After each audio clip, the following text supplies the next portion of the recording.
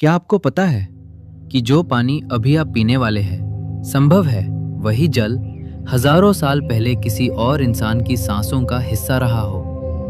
वही जल जो कभी किसी ऋषि के हाथों में रहा हो, किसी युद्ध के क्षण में पिया गया हो, किसी माँ के प्रेम और आशीर्वाद के साथ बहा हो। और सिर्फ इतना ही नहीं, क्या ये भी संभव है कि उस समय उस जल के संपर्क में जो भाव, जो ऊर्जा, जो कंपन मौजूद था, उसकी कोई सूक्ष्म छाप आज भी उसमें कहीं मौजूद हो।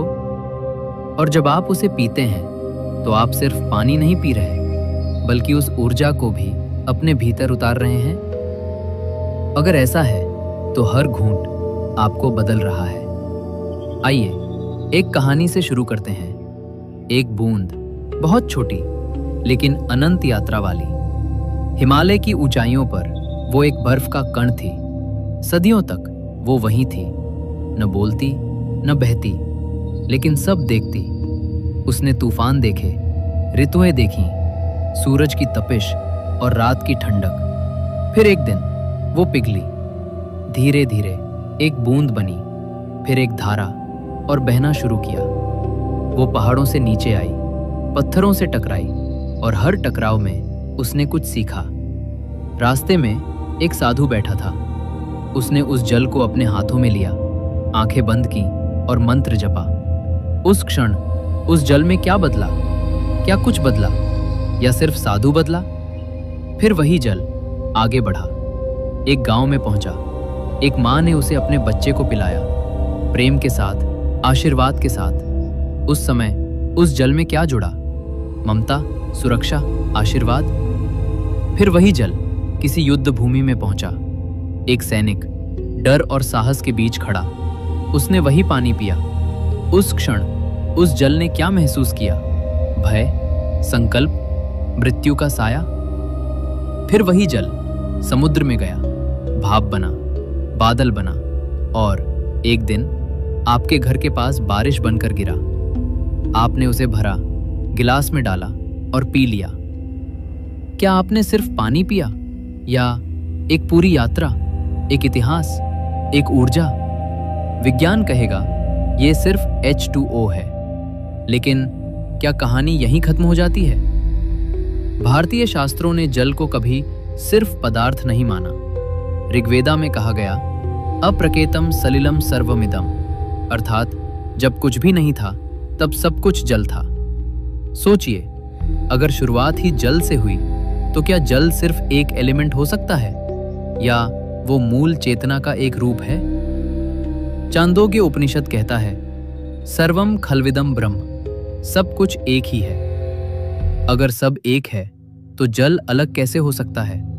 आपका शरीर 70% जल, पृथ्वी 70% जल। क्या ये सिर्फ संयोग है या संकेत? अब एक बात समझिए, ऊर्जा दो तरह की होती है, एक स्थूल, दो सूक्ष्म। विज्ञान स्थूल को मापता है, अध्यात्म सूक्ष्म को अनुभव करता है। जब कोई व्यक्ति जल को छूता है तो वो सिर्फ सरफेस कांटेक्ट नहीं होता, उसके साथ उसका भाव, उसकी मानसिक अवस्था, उसकी ऊर्जा सब जुड़ी होती है। सवाल, जल ही क्यों? क्यों नहीं पत्थर? क्यों नहीं हवा?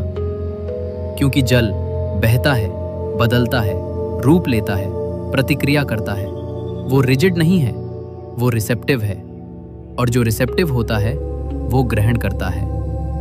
ऋषि जब जल हाथ में लेकर मंत्र पढ़ते थे तो वो अंधविश्वास नहीं था, वो प्रयोग था। यजुर्वेदा में हर यज्ञ में जल का प्रयोग अनिवार्य है। क्यों? क्योंकि मंत्र बराबर वाइब्रेशन, जल बराबर कैरियर। जब मंत्र बोला जाता है तो वो वाइब्रेशन जल के माध्यम से फैलता है। एक बहुत गहरी बात, पुराने समय में श्राप भी जल से, वरदान भी जल से। क्यों?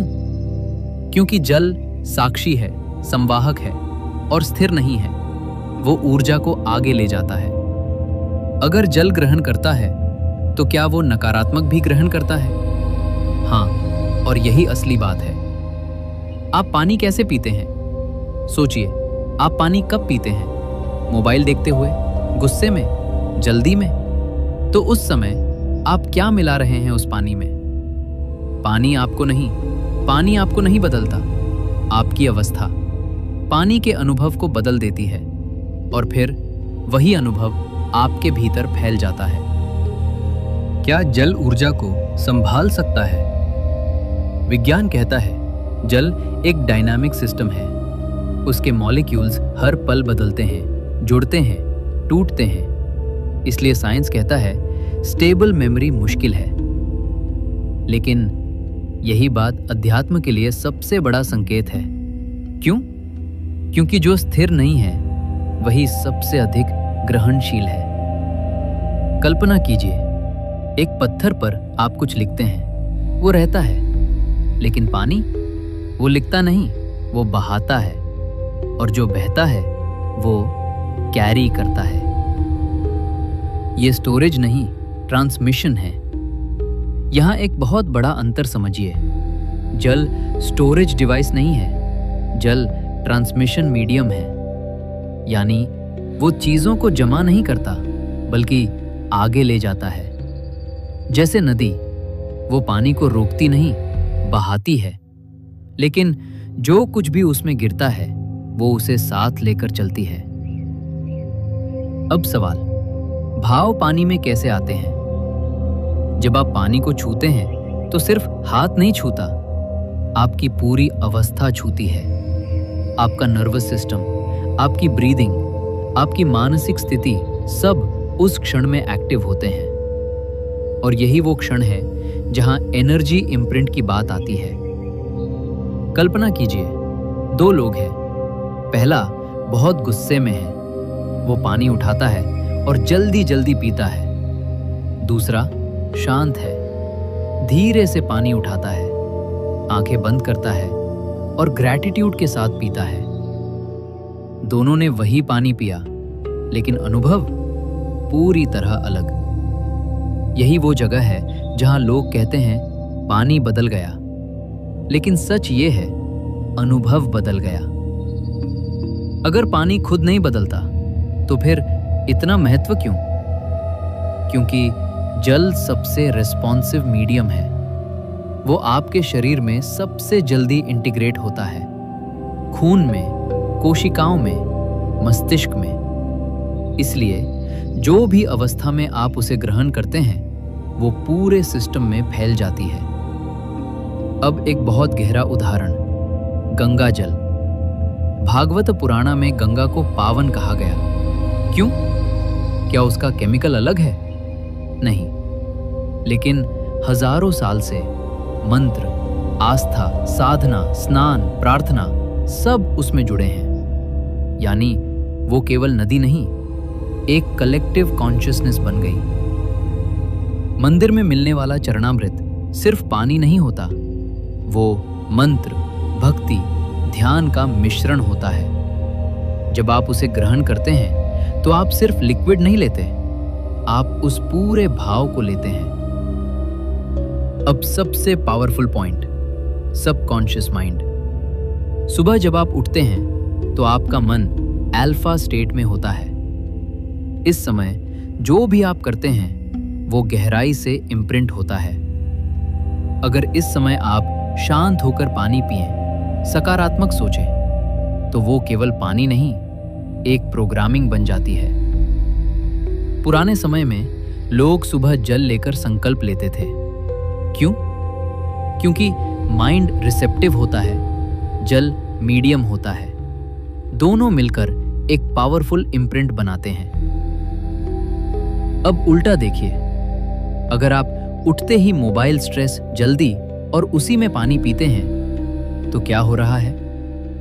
आप दिन की शुरुआत अव्यवस्था से कर रहे हैं और वही फ्लो पूरे दिन में जाता है। सबसे महत्वपूर्ण समझ, जल एम्प्लीफायर है। वो आपकी अवस्था को बढ़ाता है, उसे पूरे शरीर में फैलाता है। शांति और गहरी अशांति और तेज। अब इसे साधना की तरह समझिए। पानी पीना बराबर रिचुअल। अगर आप इसे कॉन्शियसली करें तो ये मेडिटेशन बन सकता है, हीलिंग बन सकता है, ग्राउंडिंग बन सकता है। अब डिटेल तरीका। 1. पानी हाथ में लें 2 सेकंड रुकें। 3 ध्यान सांस पर लाएं। 4 एक भाव रखें। 5 धीरे पिएं। बस इतना, लेकिन इम्पैक्ट गहरा। अब सबसे बड़ा ट्विस्ट, शायद पानी में मेमोरी नहीं है, लेकिन पानी आपको आपकी मेमोरी में ले जाता है। आपकी अवस्था, आपकी चेतना वो जागती है। आपने देखा होगा, जब कोई व्यक्ति अपने अंतिम क्षणों में होता है तो उसके मुख में जल डाला जाता है, कभी गंगा जल, कभी साधारण पानी। लेकिन ये परंपरा क्यों है? गरुड़ा पुराना में उल्लेख मिलता है कि अंतिम क्षणों में जल देना केवल प्यास बुझाना नहीं, बल्कि एक संक्रमण को सहज बनाना है। जब प्राण शरीर छोड़ते हैं तो एक तीव्र उष्णता उत्पन्न होती है, गला सूखता है और चेतना एक अवस्था से दूसरी में जा रही होती है। उस समय दिया गया जल उस तपिश को शांत करता है, उस संक्रमण को सहज बनाता है और एक संकेत देता है, अब छोड़ने का समय है। कल्पना कीजिए, जन्म से पहले आप मां के गर्भ में थे, एक जल से भरे वातावरण में। जीवन की शुरुआत जल में और अंत में फिर वही जल, आपके अंतिम क्षणों में। तो क्या जल सिर्फ बीच का साधन है, या वो शुरुआत और अंत दोनों को जोड़ने वाला सेतु है? अब हम उस प्रश्न पर लौटते हैं, क्या जल में मेमोरी है? शायद जल याद नहीं रखता जैसे हम सोचते हैं, लेकिन वो जोड़ता है। जल समय को जोड़ता है, अनुभवों को जोड़ता है, पीढ़ियों को जोड़ता है। आप जो पानी पीते हैं वो वही जल है जो आपके पूर्वजों ने पिया, इस पृथ्वी ने हजारों साल से धारण किया, अनगिनत जीवनों में बहा। अब एनर्जी को समझिए। एनर्जी का मतलब केवल कुछ मिस्टिकल नहीं, बल्कि अनुभव अवस्था प्रतिक्रिया। जब आप पानी पीते हैं तो आप उस क्षण की अपनी अवस्था को अपने भीतर फैलाते हैं। अब अंतिम समझ, जल ना तो पूरी तरह मेमोरी है, ना सिर्फ H2O। वो माध्यम है, दर्पण है, एम्पलीफायर है। एक बार एक शिष्य ने अपने गुरु से पूछा, गुरुदेव, क्या जल में सच में शक्ति है? गुरु मुस्कुराए। उन्होंने 2 पात्र लिए। पहले पात्र में जल भरा और गुस्से से उसे देखा, दूसरे में जल भरा और प्रेम से उसे देखा। फिर बोले, पानी वही, लेकिन तुम अलग हो। शिष्य समझ गया, शक्ति जल में नहीं, अनुभव में है। अब समझिए, जल पीना एक साधना हो सकता है। अगर आप रुक कर पिएं, महसूस करके पिएं, कृतज्ञता के साथ पिएं, तो वो सिर्फ हाइड्रेशन नहीं, एक अवेयरनेस बन जाता है। आप दिन में 8 से 10 बार पानी पीते हैं। अगर हर बार आप कॉन्शियस हो तो आपका मन बदल सकता है, आपकी अवेयरनेस बढ़ सकती है, आपका पूरा दिन बदल सकता है। तो क्या जल में हजारों सालों की ऊर्जा है? शायद, लेकिन उससे भी बड़ा सत्य ये है, आप हर घूंट में अपनी ऊर्जा मिला रहे हैं। जब अगली बार आप पानी का एक घूंट लें, रुकिए, देखिए, महसूस कीजिए। ये वही जल है जो बादल बना, नदी बना, किसी की प्रार्थना बना, किसी का आंसू बना, किसी का अंतिम सहारा बना, और अब वो आपके भीतर जा रहा है।